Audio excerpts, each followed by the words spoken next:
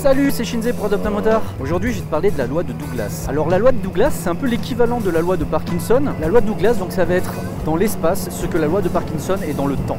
Cette loi, en fait, elle signifie que dans un bureau, plus un employé dispose d'espace pour ranger ses documents, ses affaires, ses dossiers, etc., plus il va utiliser cet espace. Et donc, du coup, forcément, moins il va s'y retrouver. J'ai plusieurs anecdotes, en fait, à ce sujet. La première, il faut savoir qu'il y a quelques années, j'ai été chef sushi.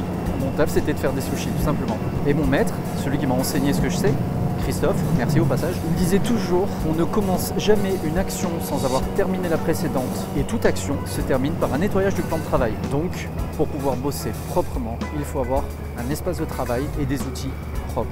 Pas pour rien que si tu visites les cuisines d'un resto étoilé, comme on dit, tu peux manger par terre, c'est pas une blague. Normalement, un bon resto qui se respecte a un plan de travail toujours nickel. Et une autre anecdote que j'ai à ce sujet-là, mon pote Eddy, il y a quelques temps de ça, faut savoir que le week-end, soit il bricole, soit il roule, et s'il peut faire ni l'un ni l'autre, et il range son garage. Toujours. Je me rappelle à une époque, il cherchait comment ordonner le garage, où mettre les étagères. Et donc ce qu'il faisait, c'est qu'il vidait les étagères, il réfléchissait à où il les mettait, et puis après il remettait son bordel à l'intérieur, en se disant je ferai le tri quand je rangerai. Et là en fait je lui ai fait comprendre que c'était le contraire qu'il fallait faire. C'était d'abord on fait le tri, on ne garde que ce qu'on veut garder. En fonction de ça, on détermine le nombre d'étagères qu'on va vraiment avoir besoin. Et ensuite on range, on met les étagères, etc.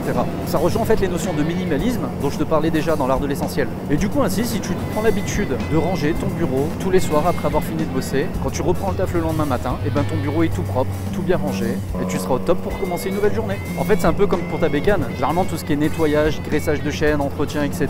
Tu le fais en rentrant de balade. Tu rentres de balade, tu sors ton vulcanette, tu mets un petit coup, tu nettoies la chaîne, tu la graisses, pof, la moto elle est prête. Comme ça le jour où tu veux repartir rouler, la moto elle attend plus que toi. Et tu le fais jamais le matin quand tu pars et que tu veux aller rouler.